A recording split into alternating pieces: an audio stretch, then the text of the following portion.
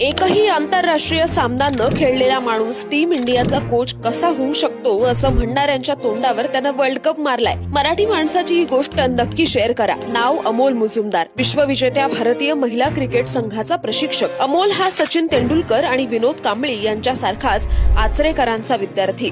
सचिन आणि कांबळी बॅटिंग करायला उतरायचे आणि अमोल वन डाऊन साठी पॅड बांधून बसायचा.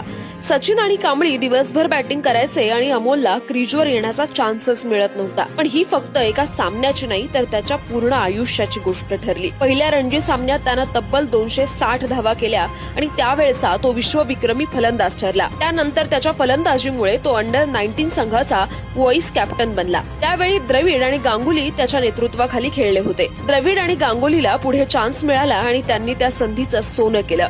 पण अमोल मात्र 22 वर्ष त्या संधीची वाट बघत बसला. पण भारतीय जर्सीत तो कधी दिसलाच नाही. त्या काळात भारतीय